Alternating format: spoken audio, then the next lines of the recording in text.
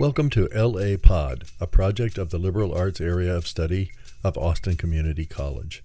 I'm Matthew Daude Laurents, Dean of Liberal Arts, Humanities and Communications. I'm joined today by Dr. Nora de Hoyos Comstock, a Latina entrepreneur and community builder living in Austin, Texas. You may know Nora as one of the current members of ACC's Board of Trustees. Nora has spent her life empowering and supporting women and children, and she joins me today for a conversation about her work as a community builder. So it's so great to talk to you, Nora. When my team and I were talking about the theme for this month for the LA podcast, you were absolutely the first person I thought of, and I wanted to talk to you about your work as a community builder and a community leader. I'm gonna pass over.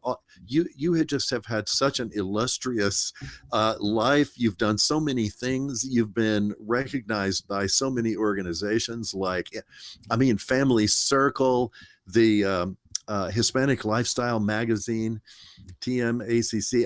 You have really been recognized for all your work.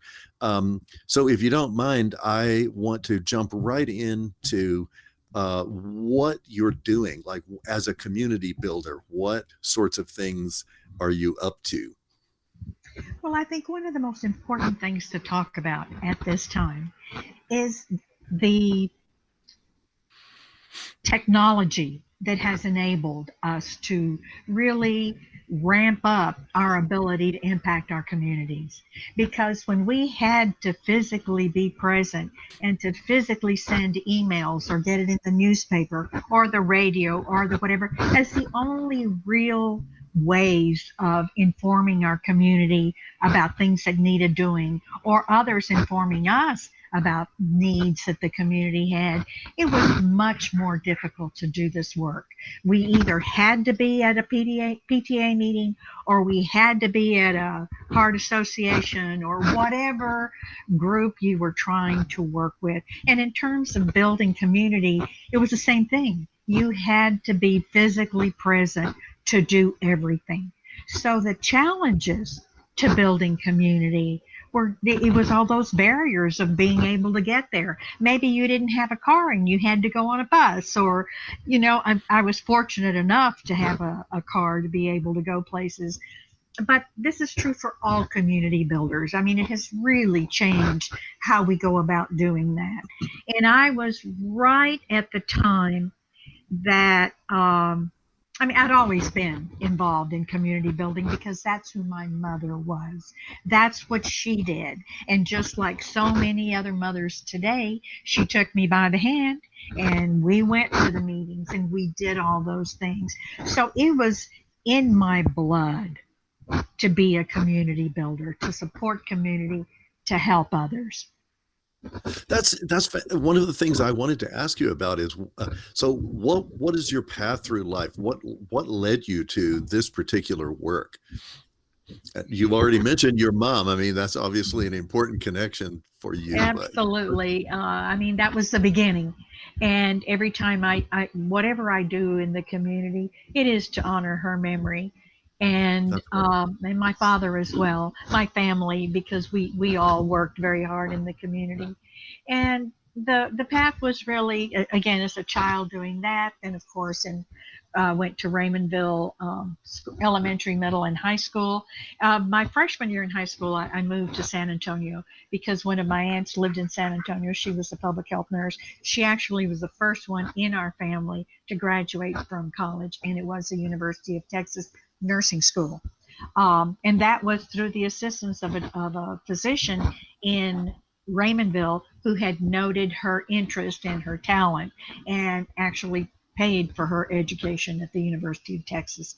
So she was the first, and she invited me to San Antonio to live with her, and she would send me to a private school, and I would help her with the kids at home and so on. So that was what got me out of Raymondville and into the bigger world. Otherwise, I'd probably still be in Raymondville. It was an interesting challenge, as it was for all Latino children and children of color, actually, because, of course, the community was largely white. Anglo, and we all had the same challenges in terms of education and being able to cross that color line in a way.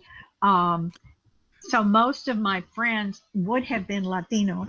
Um, but then I ended up moving to San Antonio and going to a private school, which of course was elite. I mean, what can I say? Private schools, being able to pay for it. I mean, I was among an elite group of people. But I had a great curiosity. I love to learn.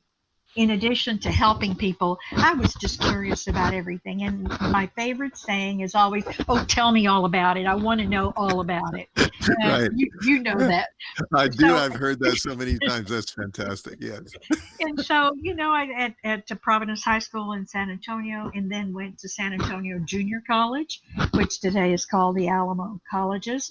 Um, but at that time, I went to SAC, and then I worked for the dean of the college for a little while as his secretary, and then married and moved to Oklahoma because Wow. my husband at the time wanted to study philosophy, and the professor he wanted to study with was there.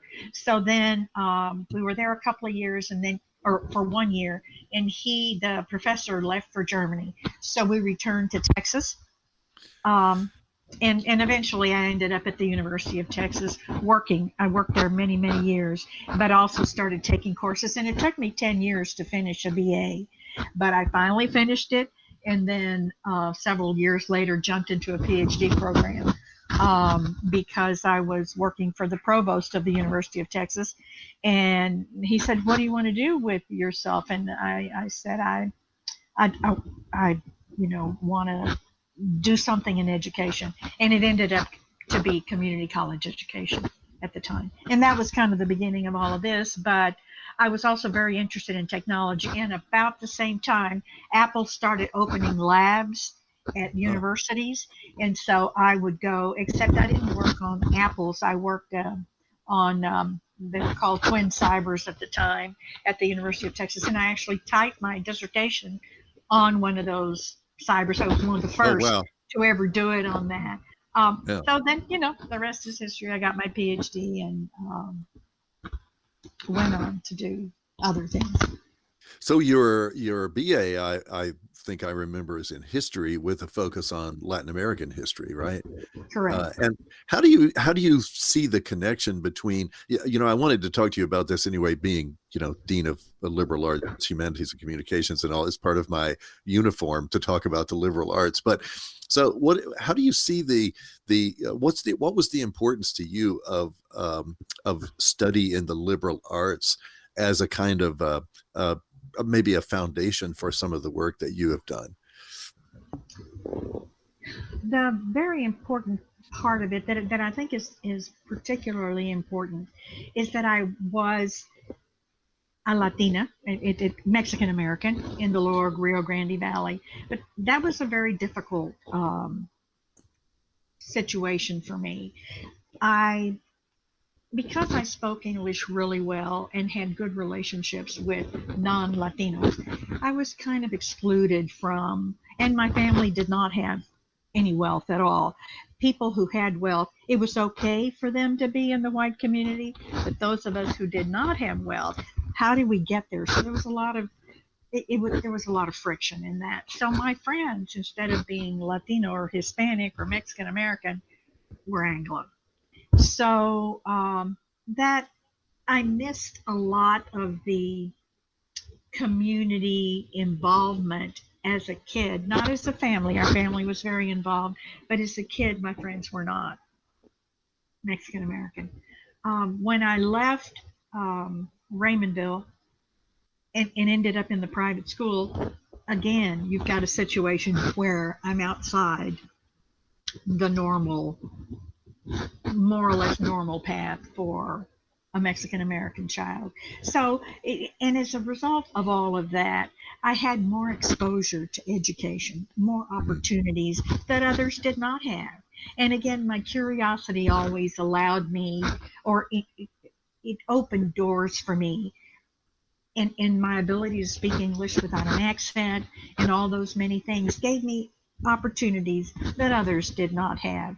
And but at the same time, um, it I missed the deep connection to the Latino Mexican American culture that would have been there had I been more involved with the community as such. So it's kind of a strange situation, and I know it is not unique to me. Anybody who kind of had the same experience, if you were not wealthy but you had opportunity, there was friction. It also happened in my own family because I was adopted out of my biological family by an aunt and uncle, and that offered me opportunities that my biological brothers and sisters did not have. So again, all of this is very kind of left me, I believe, bereft of community and family. And so I've had to deal with and still have a lot of introspection that needs to be done around all of that, because I think it actually tells a story that is sad in many ways, but it also opened me up to the need and desire to help the community that I came from, that I didn't have those deep roots that I was looking for, and I felt that I was losing them. And in that, I started to look for it. I started to try to find it and to try to make the connection. And that actually didn't happen until I finished my PhD and went out into the world to try to figure out what I was going to do.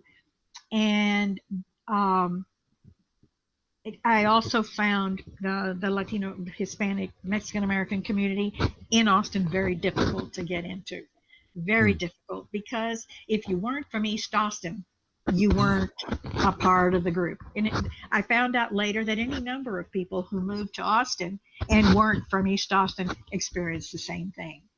Uh, So it took a while before the community opened up and let us in, because we kept trying. We were on the outside looking in, trying to help, right? We right, were saying, right. "Here, let me help, I want to help." So anyway, Yeah. eventually all of that happened, and we came together to do the things that I've been able to accomplish.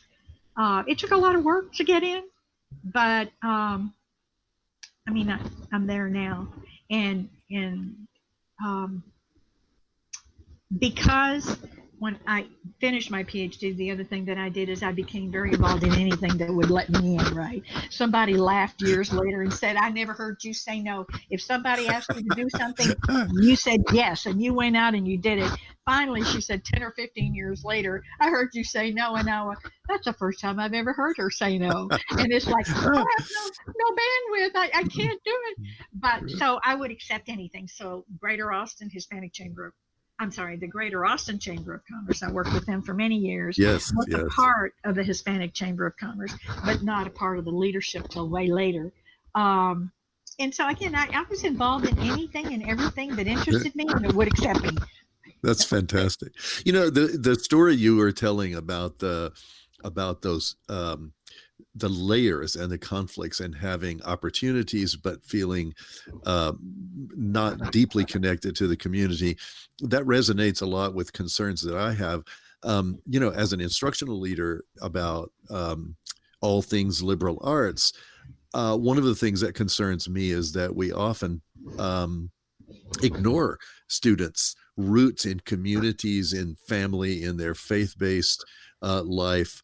And I'm always looking for ways to help students connect and stay connected, because I really believe that's a tremendous source of strength, that these are assets that students could leverage. So could you speak to that? I mean, what are the ways that you think um, we could incorporate more of that sort of awareness of connectedness to community in our sort of daily work in classrooms teaching liberal arts?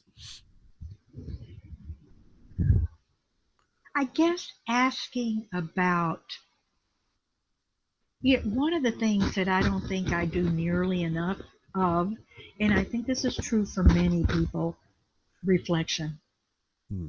Reflecting on that experience. Today I'm 74, about to turn 75. I really believe that this is the first time that I have reflected on all of these things. I just lived through them in the, Ah, and so today, the whole reflecting on things um, opens up a world that I wish I had actually done much earlier. So my recommendation to you in to help people connect to their culture, their language, their family, their church, their community is a reflection about how that is happening or not happening for you. And what emotionally does it mean? Because there is a huge emotional toll that, and that may be part of the reason why I didn't want to reflect. I didn't want to deal with the emotional. Maybe it's baggage, maybe it's not, but I didn't want to deal with the feelings because I could remain happy and go do my thing every day if I yes, yeah, didn't reflect. But if you, so so there's kind of a push pull on that, reflect, but also deal with it. Not yeah. just reflect. Find a way to bring that into both your experience and the learning of others about how what happens in community impacts your own perception of self and growth and ability to help others. Special thanks to my friend, Dr. Nora de Hoyos Comstock. You can hear the rest of our conversation in the next episode. Thank you for joining LA Pod. Our mission is to show you that the liberal arts can save the world one great conversation at a time. LA Pod is produced by Wade Allen, Gabe Sorrell, Sam Hudson, Eli Arzate, and Christine Bowers, with support from the Liberal Arts Marketing, Outreach, and Promotions team at ACC.